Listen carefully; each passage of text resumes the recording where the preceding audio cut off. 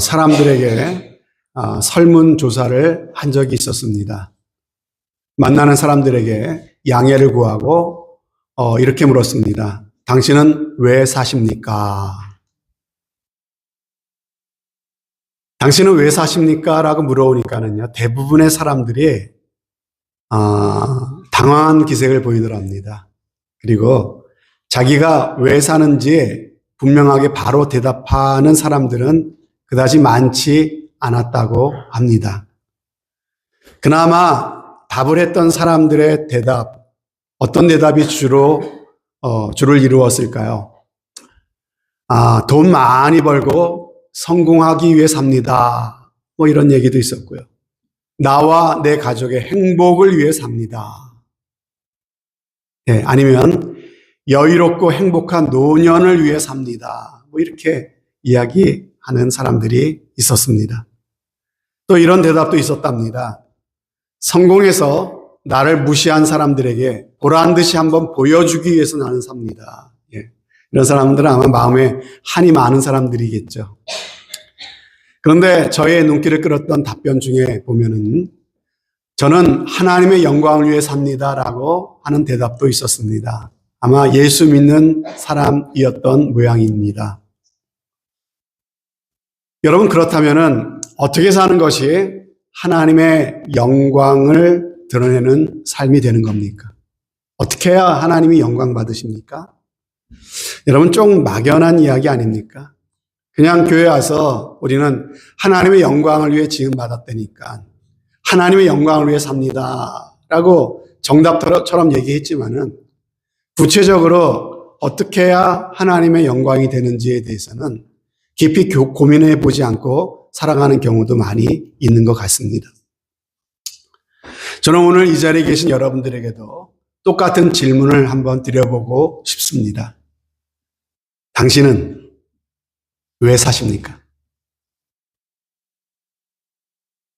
우리가 살면서 우리가 꼭 경험해야 되는, 있어도 되고 없어도 되는 경험이 세상에 많이 있는데 정말 없어서는 안 되는, 꼭 있어야만 되는 가장 중요한 경험이 있다면 어떤 경험일까요? 그것은 돈을 많이 벌고 성공하는 경험도 아닙니다. 물론 돈 많이 벌면 좋죠. 하지만 그렇지 않아도 괜찮습니다. 좀 불편할 뿐이지. 여러분, 어떤 원하던 바를 성취하는 순간도 있으면 좋지만요, 내가 원했던 것이 꼭 이루어지지 않아도 괜찮습니다. 그런데 우리의 삶에 있어 정말 없어서는 안 되는 가장 중요하고도 위대한 경험, 순간이 있다면 첫 번째, 내가 예수 그리스도를 믿고 영접해서 내 영혼이 거듭나 하나님의 자녀가 되는 경험이야말로 내 인생에 꼭 있어야만 되는 경험인 줄로 믿습니다. 이것이 첫 번째고요. 그리고 두 번째, 이것만 있어서는 되는 것이 아니라 우리의 인생 가운데 꼭 있어야 되는 경험은요, 바로 내가 왜 사는지, 내가 살아야 될 목적이 무엇인지를 깨닫는, 소위 말해서 나의 사명을 깨닫는 순간이라고 이야기하고 싶습니다. 여러분, 바로 이 두 가지죠. 예수 믿고 내 영혼이 거듭나는 경험, 그리고 내가 왜 살아야 되는지, 내가 무엇을 위해 살아야 되는지를 깨닫는 사명을 발견하는 경험. 여러분, 우리가 이 땅에 숨을 쉬면서 살아가야 되는 목적, 다시 말해 나의 사명을 발견하기 위해서는요, 우리가 가져야 될 두 가지 전제가 꼭 필요합니다. 이 전제가 없으면 내가 무엇을 위해 살아가야 되는지에 대한 그 답을 얻을 수가 없어요. 그 중요한 전제 두 가지 중에 첫 번째는 바로 하나님이 나를 지으셨다라고 하는 고백입니다. 하나님이 나를 지으셨다라는 것을 내가 깨닫고 알아야 내 인생의 목적을 나는 알게 된다는 것이죠. 만약 내가 나를 저절로 우연히 만들어진 존재라고 여긴다면은 내 인생에 어떠한 목적이 있을 수가 있겠습니까? 우연히 만들어진 존재가 무슨 목적이 있겠습니까? 하지만 내가 지어진 존재라면 반드시 나를 이렇게 지으신 그분의 목적이 있는 것이죠. 그 목적에 맞게끔 설계하셨고 그 설계대로 우리를 지으셨다라고 하는 것이에요. 여러분, 우리 주변에 우리 눈에 보여지는 모든 것들이 다 그렇지 않습니까? 다 만들어진 존재예요. 그죠? 다 만들어진 존재. 그죠? 이 마이크는 마이크의 존재의 목적에 맞게끔 만들어진 존재예요. 여러분, 이 강대상은요, 아무렇게나 만든 게 아니죠. 강대상을 만든 사람이, 이렇게 만들어야 이렇게 쓰여질 수 있겠구나. 어떤 목적이 있고, 그 목적에 맞게끔, 그 용도에 맞게끔 지어진 존재가 바로 이 강대상이라고 하는 것이죠. 그렇죠? 피아노도 그렇고, 선풍기도 그렇고, 스피커도 그렇고, 모든 것들이 다 그렇습니다. 그 목적을 수행하기에 가장 적합한 용도로 만들어졌다라고 하는 것이죠. 그러므로 우리도 만들어진 존재라고 한다면 우리 또한 어떻습니까? 만드신 분의 목적을 이룰 수 있는, 거기에 적합하게 우리가 지어졌다라고 하는 것이죠. 그러므로 내가 무엇을 위해 살아야 되는지, 그거를 발견하기 위해서는, 나의 사명이 무엇인지를 내가 깨닫기 위해서는요, 내가 어떻게 만들어졌는지를 내 자신을 잘 관찰해 보면 됩니다. 내가 뭘 잘하지? 여러분, 내가 그것을 잘 하도록 만드셨을 거예요, 여러분. 그것을 하라고. 그죠? 그리고 내가 무엇에 자꾸 관심을 갖게 되지? 여러분, 내가 관심을 갖는다는 것은, 자꾸만 거기에 내 관심이 끌리고 내 시선이 거기에 머문다고 하는 것은 하나님이 나를 그렇게 만드셨다는 거예요. 거기에 사명이 있다라고 하는 것이죠. 나를 지으신 분이 계시다. 그분의 목적에 맞게 나를 지으셨다라고 한다면 내 자신을 가만히 들여다보면서 그 용도에 맞게 지으셨을 텐데 내 안에 있는 탤런트, 은사라 그러죠. 그게 뭔지, 내가 뭘 잘하는지, 내가 무엇에 관심이 있는지를 잘 살펴보면서 내 인생의 사명을 발견할 수 있다는 것이죠. 자, 첫 번째 나의 목적을 발견하기 위한 첫 번째 전제, 나를 지으신 분이 계시다. 그리고 두 번째 전제입니다. 그것은 무엇입니까? 바로 하나님이 나를 부르셨다입니다. 하나님이 나를 부르셨다. 하나님이 나를 부르셨을 때는 나를 부르신 목적이 있다라고 하는 것이에요. 여러분, 이것을 오늘 읽은 이 말씀을 통해서 하나님이 우리에게 알려주고 계십니다. 예수님께서 제자들을 부르셨어요. 제자들을 부르시고 그 제자들을 부르신 목적이 무엇인지를 우리에게 분명히 알려주고 계시다는 것이죠. 오늘 우리가 이것을 함께 살펴보기를 원하는 것입니다. 하나님이 나를 부르셨다. 자, 오늘 말씀해 보니까는 예수님께서 산에 오르셔서 밤새도록 기도하셨습니다. 그리고 나서 제자들을 부르셨죠. 그리고 그 제자들이 이런 사람들이다라고 이름들이 쭉 나와 있습니다. 이게 오늘 읽은 본문의 내용입니다. 여러분, 즉흥적으로 사람을 부르신 것이 아닙니다. 아무한테나 야, 너 하면서 부른 것이 아니라는 것이죠. 신중하게 예수님 기도하시고 부르셨어요. 적당히 기도하신 것이 아니라 밤새도록 기도하시고 부르셨다 하십니다. 철저하게 우리 주님께서 계획한 자들을 부르신 것이고요. 주님이 원하시는 사람들을 불러내셨다는 것이에요. 신중하게. 여러분, 오늘 본문은 예수님께서 제자들을 부르셨다라고 말씀하시지만 성경 전체를 통해서 우리에게 말씀하시고 계시는 또 메시지는 무엇입니까? 그것은 바로 하나님은 바로 나도 부르셨다. 나 같은 죄인을 불러주셨기에 내가 지금 이렇게 주님 앞에 나와 있다라고 하는 사실입니다. 하나님이 부르시지 않았다면 하나님 앞에 나와 있을 사람이 아무도 없습니다. 그래서 요한복음 6장에 보면은 예수님이 이렇게 말씀하셨어요. 내 아버지께서 오게 하여 주지 아니하고는 누구든지 내게로 올 자가 있다 없다? 없느니라. 아버지께서 오게 해 주셨기 때문에 너희가 내 앞에 나올 수 있게 된 것이다 라고 말씀하고 계시다는 거예요. 자, 뿐만 아니라 성경 고린도 전서 말씀에 보면은요, 성령이 아니고는 그리스도를 주라고 할 수 없느니라 말씀하셨어요. 여러분, 정말 내가 예수님을 주님이라고 부를 수 있다라고 하는 것이 뭘 의미하냐면요, 바로 하나님께서 나에게 성령을 보내주셨다라고 하는 증거라는 것이에요. 성령이 내 마음 가운데 오셔서 내 눈을 열어주시고 내 마음 가운데 역사하셨기 때문에 예수님이 하나님의 아들이시고 그분이 나의 죄를 대신해서 죽으셨다는 것을 내 마음에 인정하고 받아들이고 그것을 고백하고 믿을 수 있게 되는 것이 바로 성령의 역사다라고 하는 것이죠. 여러분, 성령을 주셨다고 하는 것은 바로 하나님께서 나를 택하셨고 하나님께서 나를 불러주셨다는 증거라고 하는 것이에요. 그러므로 여러분이 정말로 예수님을 나의 구주와 주님이라고 고백하고 영접하셨다면 누가 뭐래도 여러분은 하나님의 부름을 받은 사람인 것을 꼭 믿으시기를 바랍니다. 내가 하나님께 부름 받았을까? 자꾸 의심하지 마세요, 여러분. 사단 마귀는 우리의 마음에 확신을 갖지 못하도록 만듭니다.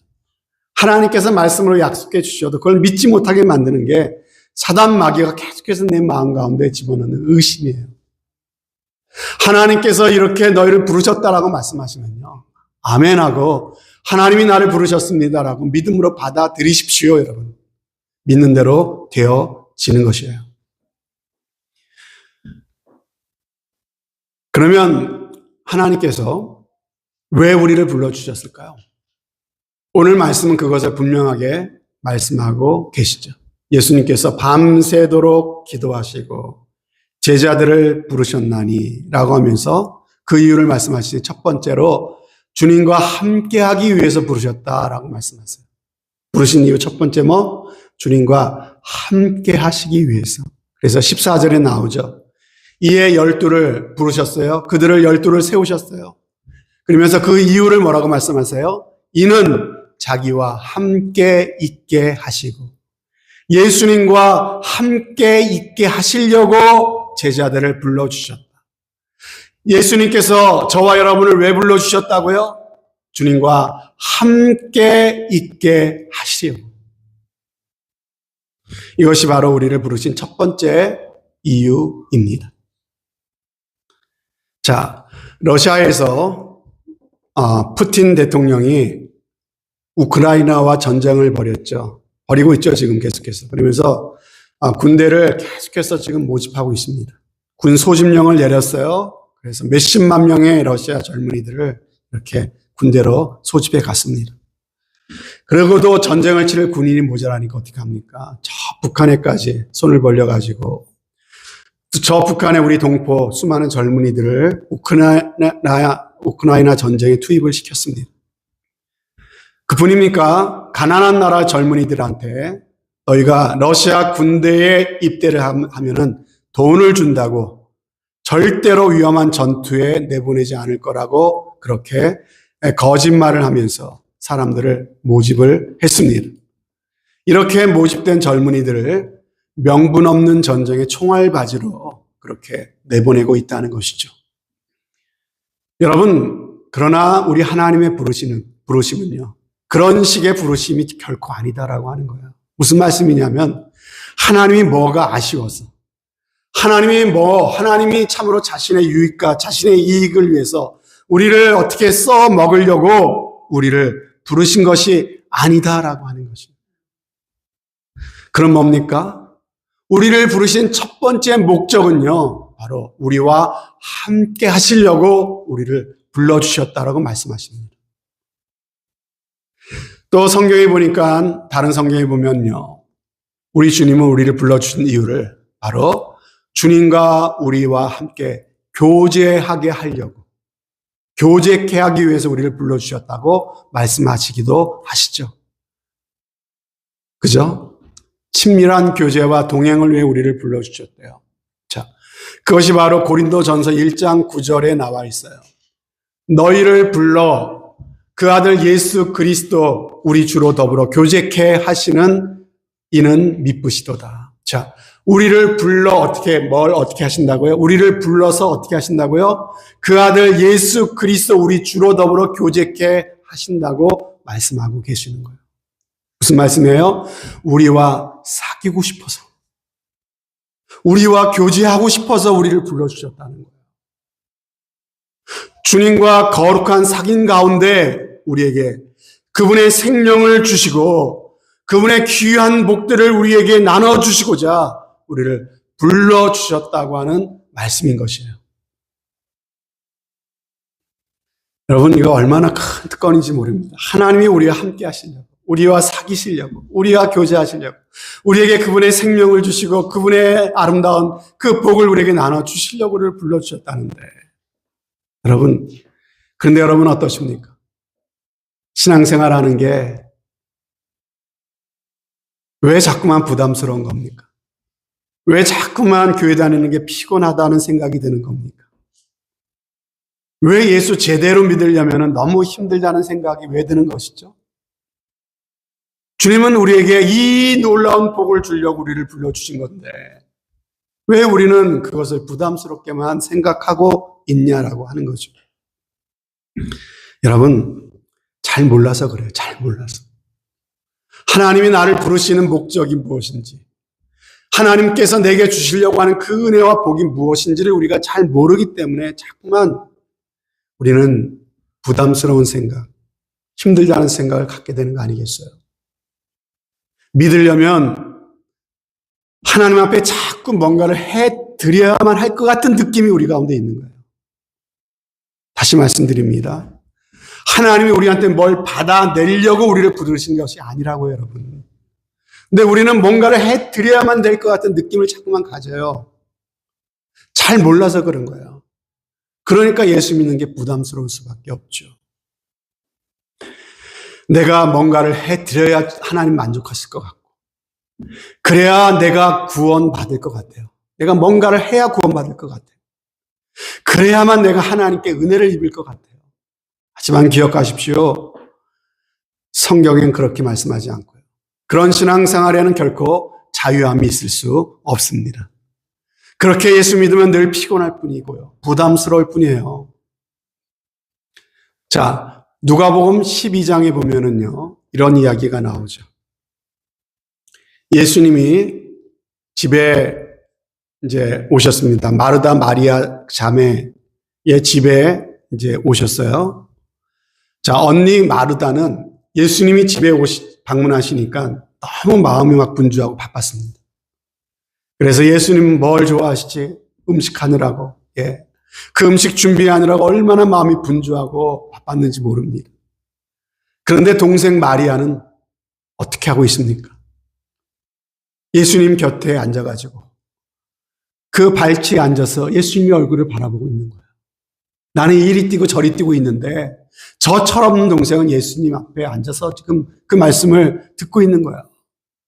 그 말씀을 들으면서 기쁨이 충만해가지고 주님의 말씀하신 그 하나님 나라를 지금 꿈꾸고 있는 거예요.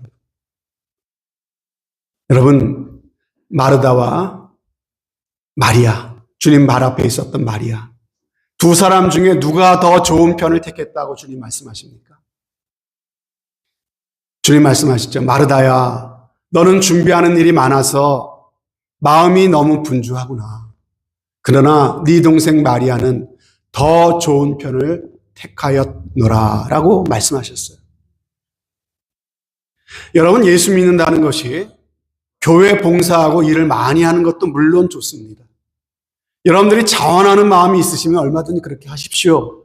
그래야 교회가 더욱더 여러분 덕분에 많은 사람들이 혜택을 입게 됩니다. 하지만 신앙생활이 그게 제일 중요한 게 아니다라고 하는 거예요.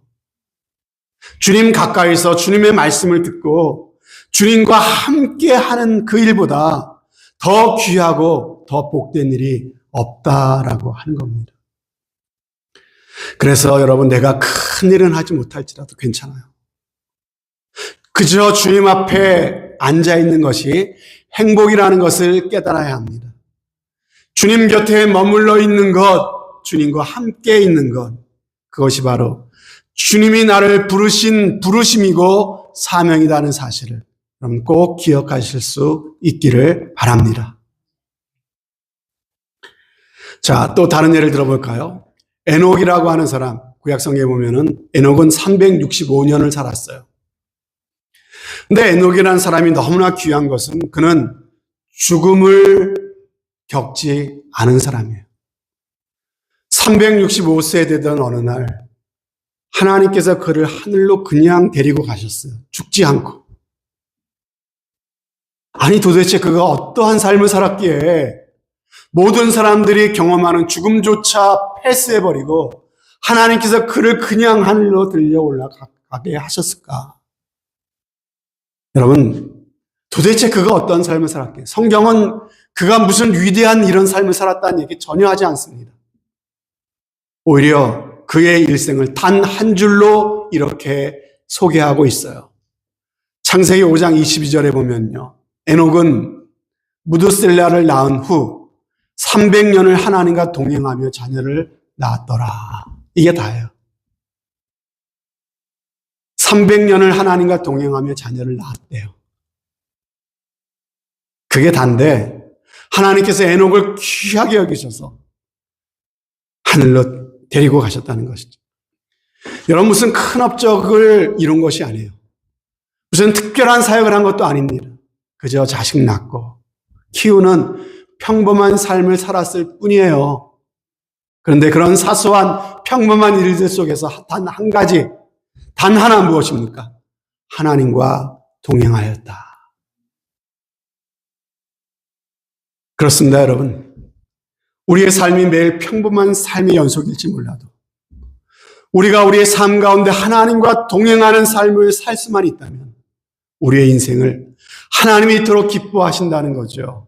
하나님이 인정하시는 삶이 되더라고 하는 것이에요.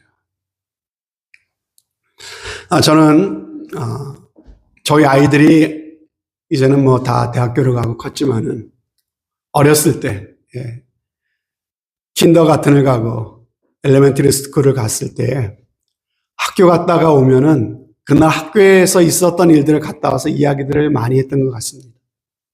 근데 바빠 하면서 와서 심각하게 하는 얘기를 들어보면 주로 어떤 얘기입니까? 자기 친구 누구가 학교에 무슨 장난감을 갖고 왔다. 뭐 이런 얘기. 어떤 친구가 학교에서 이빨이 빠졌다. 뭐 이런 얘기. 누구 집에 도마뱀을 키운다더라. 뭐 이런 얘기. 여러분, 얘기들이 들어보면 전혀 내 수준과는 맞지 않는 이야기들이에요. 그렇죠? 그런데 여러분 어때요? 아이들이, 자녀들이 와서 그런 얘기하는 게 싫으셨어요? 너무 좋았죠? 그렇죠? 전혀 내 수준에는 맞지 않는 이야기들을 하고 있는데 자녀들이 내게 와서 막 이렇게 이야기를 하는 게 자기의 생각을 이야기하고 자기의 느낌을 나누는 그 자체가 너무 좋은 거죠. 너무 좋은 거죠. 여러분, 하나님도 마찬가지라는 겁니다. 마찬가지. 하나님께서 그토록 우리를 사랑하신다는 거예요. 그토록 사랑하는 우리가 하나님께 나아갈 때 하나님은 그렇게 기뻐하신다는 거예요. 수준에 맞지 않아도 우리가 드리는 기도를 하나님이 그렇게 기쁘게 들으신다는 거예요. 우리가 주님께 갖는 그 생각들이 정말 하나님 보시기에 정말 신통치 않을 수 있죠. 그래도 하나님이 그것을 핀잔하지 않으십니다. 그저 우리가 주님을 찾는 것, 주님 앞에 나오는 것, 주님 앞에 서 있는 것, 그걸 하나님이 기뻐하시고 사랑스럽게 보신다라고 하는 것이에요. 그것이 바로 하나님께서 우리를 부르신 첫 번째 목적이라는 사실을 기억하시기를 바랍니다. 그러므로 여러분, 우리가 하나님과 동행한다고 하는 것은요, 그냥 동행해야지라고 해서 되는 것이 아니라, 그래서 계속해서 여러분들이 강조드리는 것이 성경 말씀을 가까이 하시라는 거예요. 하나님을 가까이 한다는 것은 곧 성경 말씀을 가까이 하는 것이에요. 매일 말씀을 읽는 겁니다. 말씀을 날마다 내 마음 가운데 새기고 생각하고 묵상하는 거예요. 말씀을 읽기가 어려우면 말씀을 날마다 듣는 겁니다. 그 말씀을 통해 주님이 내게 무슨 말씀을 하시는가 귀 기울여 들어보는 거죠.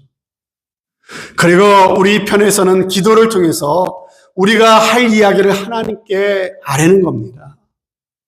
이렇게 말씀과 기도로 주님과 대화하고 주님과 내 마음이 통하고 뜻이 통하며 주님과 함께하는 시간을 갖는 거예요.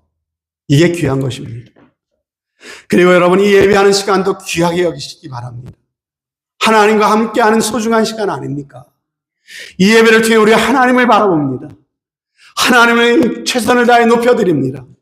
그분 앞에 나를 돌아보고 그분 앞에 나의 죄를 회개하고 허물의 사함을 받는 시간이 바로 이 예배하는 시간 아닙니까? 그리고 선포되는 말씀을 통해 하나님의 음성을 듣고 그 인도를 받고 하나님의 뜻에 내 인생의 방향을 맞춰가며 하나님과 더 가까워지는 시간이 바로 이 예배하는 시간이에요. 그래서 이것이 귀한 것이죠. 여러분 우리가 형편없이 부족할지라도 주님은 우리의 있는 모습 그대로를 기뻐하십니다. 왜요? 사랑하시니까. 왜요? 그분의 자식으로 우리를 삼아주셨으니까. 함께 하시기 위해서 우리를 부르셨다는 사실을 기억하시고 더욱 주님을 가까이 하시고 주님과 동행하시는 여러분들 꼭 되시기를 주님의 이름으로 축복합니다. 자, 두 번째, 하나님께서 우리를 부르신 이유. 자, 오늘 14절 말씀해 보면은 제자들을 부르신 이유 첫 번째, 이는 저와 함께 있게 하시며 두 번째, 또 보내사 전도도 하며. 예. 자, 두 번째 이유를 뭐라고 말씀하세요? 세상에 보내사 전도하게 하시려고 우리를 부르셨다라고 말씀하십니다. 여러분, 보낸다라고 하는 이 단어에서 사도라고 하는 말, 아포스톨로스라고 하는 단어가 나왔어요. 사도라고 하면 보냄을 받은 자다 이런 의미죠. 사도 요한, 사도 바울 할 때 그 사도. 여러분 아세요? 하나님께서는 저와 여러분도 사도로 불러주셨다라고 하는 거예요. 무슨 말이에요? 우리도 세상에 주님께서 보냄을 받은 자라라고 하는 것이죠. 자, 서울의 사랑의 교회, 그 사랑의 교회에서 옥하는 목사님 계실 때 예배 시간마다 온 성도들이 함께 한 목소리로 암송하고 이렇게 선언했던 그 고백이 있습니다. 자, 무슨 내용이냐면 잘 보세요. 우리는 세상으로부터 부름받은 하나님의 백성입니다. 또한 세상으로 보냄받은 그리스도의 제자입니다. 하나님을 기쁘게 찬양하는 예배자가 됩시다. 이웃을 열심히 구원하는 복음의 증인이 됩시다. 자, 이렇게 고백하는 공동체 고백문을 예배 시간마다 이렇게 고백을 했어요. 여러분, 이 고백처럼 저와 여러분들도 세상으로부터 하나님께 부름받은 하나님의 백성이고 또한 하나님으로부터 세상으로 보냄받은 그리스도의 제자임을 여러분 믿으시기를 바랍니다. 우리를 세상에 왜 보내셨다고요? 바로 복음을 전하라고, 영혼을 주님께로 인도하라고. 이것이 바로 우리를 불러주신 두 번째 이유다라고 하는 것이죠. 물론 우리 교회가 이 유마에 세워진 한인교회로서 한인들을 대상으로 하기에 분명 참 많은 제약이 있고 한계가 있는 것은 맞습니다. 하지만 그래서 우리는 전도할 수 없다, 핑계해서는 안 됩니다. 성경에도 보면 도저히 전도할 수 없는 환경 가운데서도 하나님이 역사하시니까 전도의 문이 열려지는 것을 볼 수 있어요. 바울이 감옥에 갇혔어요. 감옥에 갇혀서 무슨 전도를 합니까? 그러나 그곳에서도 전도하려고 했을 때 참으로 놀라운 전도의 문이 열리지 않습니까? 로마 시위대, 이 바울을 감시하던 그 시대 군사들을 통해서 로마 군대 황실의 복음이 전해지게 되었고요. 옥중에서도 기도하니까 감옥문이 열리지 않습니까? 빌립보 감옥에서. 그래서 그 간수와 그 가정에 복음이 전파되고 빌립보 교회가 세워지는 그 시작이 되지 않았습니까? 여러분, 복음을 전하기가 힘들지 몰라도 우리가 기도한다면, 복음을 전하려고 애를 쓴다면요, 하나님께서 우리가 생각지 못한 방법으로 역사하실 줄로 믿습니다. 강팍한 사람들의 마음을 하나님이 열어주실 수도 있고요. 또 우리가 놓고 기도했던 저 사람이 아닐지라도, 우리가 애쓰고 기도하고 전하면요, 그 사람이 아닐지라도 다른 영혼들을 하나님께서 이곳에 보내주셔라도 하나님께서 우리 교회 가운데 은혜를 베풀어 주실 줄로 믿습니다. 여러분, 꼭 믿음이 좋아야만 전도한다고 생각하시면 안 돼요, 여러분. 믿음이 약해도 전도하실 수 있어요. 복음을 잘 설명할 줄 알아야 전도한다고 생각하시면 안 돼요, 여러분. 복음을 잘 전하지 못해도 전도할 수 있어요, 얼마든지. 여러분, 어떻게 하면 될까요? 그냥 여러분이 주변에 만나는 한인들에게 교회만 자랑해도 전도가 되어집니다. 교회 좋은 소문만 내시면요, 전도가 되어진다고요. 여러분, 교회 자랑만 해도 전도의 문이 열립니다. 한번 따라해 보십시다. 교회 자랑만 해도, 좀만 더 큰 소리로 해주세요. 교회 자랑만 해도 전도의 문이 열립니다. 그래요. 교회를 욕하고 비난하면요, 전도의 문도 닫혀버려요, 여러분. 그러나 자랑하면요, 열리게 되는 줄로 믿습니다. 자, 첫째는 교회 자랑이고요. 두 번째는 제가 간단한 전도법을 알려드릴게요. 누구나 할 수 있어요, 누구나. 자, 여러분들이 여러분의 친구, 여러분의 이웃을 만나서 이렇게 얘기하는 거죠. 내가 예수 믿어보니까 너무 좋아. 그냥 적당히 좋아 이렇게 하시면 안 되고, 너무 좋아. 예수 믿어보니까 너무 좋아. 첫 번째, 너도 나랑 같이 믿으면 정말 좋겠다. 그 두 마디 하는 거예요. 또 다르게 할 수가 있죠. 내가 유마 한인교회 다녀보니까 너무 좋아. 너도 나랑 같이 교회 다니면 좋겠다.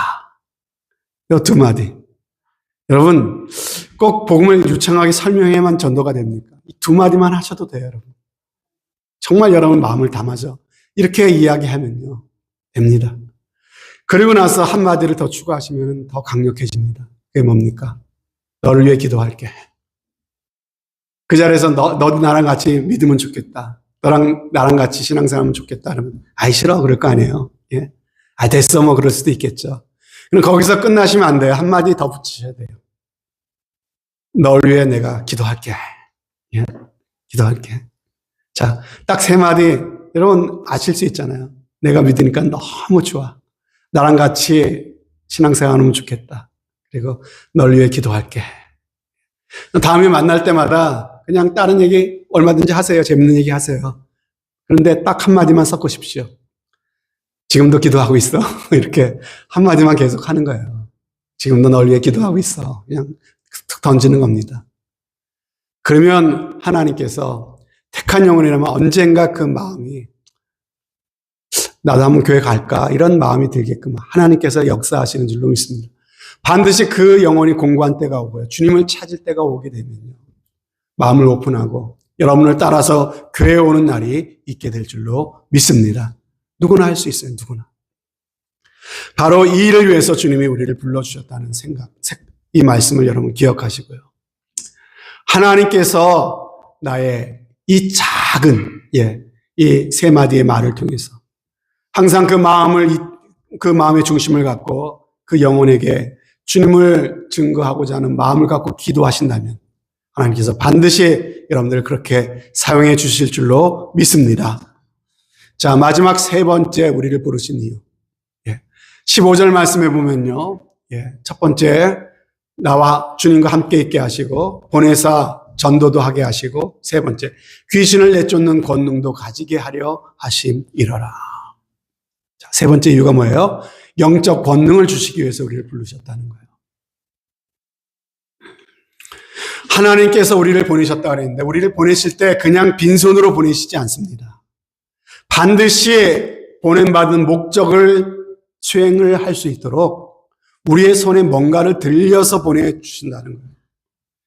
여러분 자녀에게 신부름 보내면서 네가 알아서 사와 이렇게 하지 않잖아요. 그렇죠? 사올 수 있는 뭔가를 주잖아요, 여러분. 그죠? 마찬가지죠. 그 뭔가가 무엇입니까? 하나님이 우리를 세상에 보내신 뭘 들려주셨습니까? 바로 귀신을 내어 쫓는 권능이라고 말씀하십니다.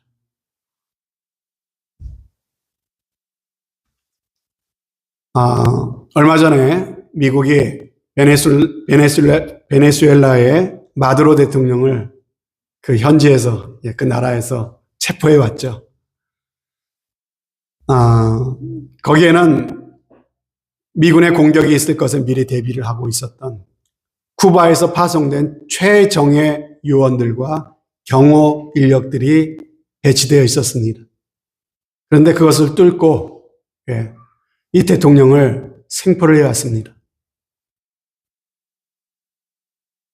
그쪽의 경호원과 그 쿠바 요원들의 100명가량의 여러 가지 이야기가 있지만 100명가량이 희생이 됐어요.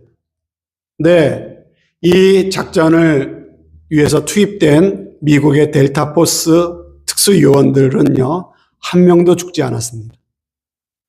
아니, 어떻게 이런 일이 가능합니까?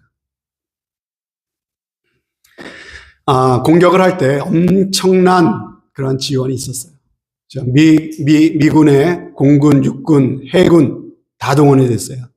미국 정보기관들이 다 동원이 됐습니다. 사이버 사령부, 우주 사령부까지 총동원했어요. 그래서 베네수엘라의 방공망, 레이더망, 통신 지휘 체계를 완전히 무력화시킨 다음에, 그리고 침투할 때 전력까지 완전히 다 차단시켜버려서 암흑천지를 만들었습니다. 그러고 나서 정밀 유도 무기와 야간 전투 장비를 갖추고 싸움에 투입된 이 요원들이 일방적인 승리를 거둘 수가 있었던 것이에요. 제가 무슨 이야기를 드리려고 하는 거냐면요, 미군이 세계에서 제일 강한 군대라고 이야기하는 이유가 뭘까요? 미국 군인들이 훈련을 더 세게 받아서 그럴까요? 다른 민족보다 더 용감한 싸움을 잘하는 사람들이라서 그런 걸까요? 전혀 아니죠. 그렇지 않죠. 미국이라고 하는 제일 부강한 나라에서 지원을 해주니까 최고의 첨단 무기와 최고의 군사 정보 기술과 최고의 전투 지원을 받기 때문에 미군이 강한 군대가 되는 것이죠. 사랑하는 여러분, 저와 여러분들도 미국보다도 더 강하신 하나님의 지원을 받는 사람들인 것을 여러분들 꼭 믿으시기를 바랍니다. 하나님의 보냄을 받은, 하나님이 내 든든한 내 뒷배에 계시다는 사실을 내 마음 가운데 확신하면요, 우리는 담대하고 강한 사람, 가서 승리하는 삶이 될 수가 있어요. 우리가 예수 그리스도의 이름으로 우리가 전투를 벌인다면요, 그 싸움에서 이길 수 있는 최상의 지원을 하나님이 공급해 주신다라고 하는 약속입니다, 여러분. 여기에 이것이 담겨져 있는 거예요. 아이, 목사님, 아무리 그래도 나는, 아무리 생각해도 나에게는 무슨 영적인 권세, 영적인 권능, 귀신을 내어 쫓는 무슨 힘, 이런 건 나한테는 전혀 없는 것 같은데요. 여러분, 왜 없다고 느껴질까요? 싸우지 않으니까. 싸우지 않으니까 지원이 없는 거예요. 싸우지 않으니까 권세도 능력도 나타나지 않는 것이죠. 그러나 우리가 정말로 예수 그리스도의 이름으로 영적인 전쟁을 선포하고 싸우기 시작하면요, 하나님이 나를 이렇게 도와주시는구나라고 하는 그 놀라운 경험이 나의 삶 가운데 시작될 줄로 믿습니다. 여러분, 우리 주님은 이미 십자가 위에서 사단의 권세를 이기시고 승리하셨습니다. 우리 손에는 승리하신 예수 그리스도의 권세가 있는 것을 기억하시기를 바랍니다. 그러므로 우리를 억누르고 괴롭히고 있는 모든 것들을 향해서 당당하게 외치시기를 바라요. 너희는 십자가로 이미 패배했다. 내가 승리하신 예수 그리스도의 이름으로 명하노니 너희 악한 마귀는 권세는 떠나갈지어다, 물러갈지어다라고 담대히 선포하시기를 바랍니다. 우리 속에 끊임없이 일어나는 근심, 걱정, 우울한 감정 있잖아요. 두려운 마음 있잖아. 여러분, 이것도 다 영적인 거예요. 여러분, 싸움을 싸워야 됩니다. 물리쳐야 되는 거예요. 주님의 권세를 이용해서 쫓아내시기를 바랍니다. 미움과 다툼을 쫓아내세요. 죄의 유혹을 쫓아내시길 바라요. 열등감을 쫓아내시길 바랍니다.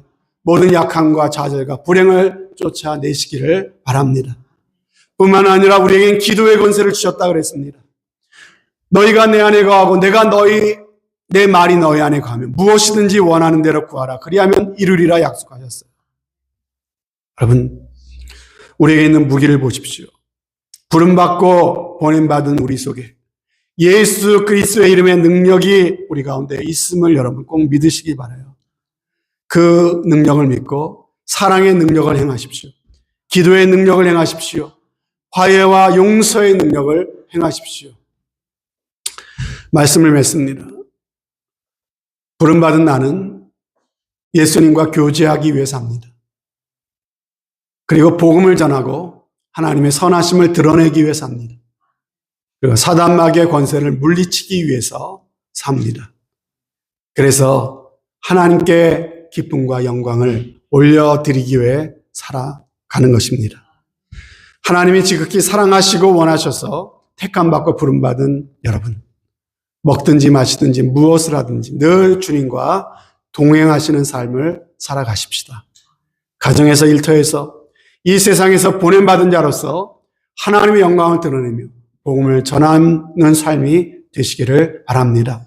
하나님께서 우리에게 이미 승리하신 예수 그리스도의 이름과 권세를 주셨음을 믿고 우리를 넘어뜨리려고 하는 이 사단 마귀의 역사를 대적하시고 물리치고 살아가심으로써 나를 부르신 그 부르심에 합당한 삶을 살아내시는 저와 여러분들이 더욱더 되어 주시기를 주 예수 그리스도의 이름으로 축원드립니다. 아멘.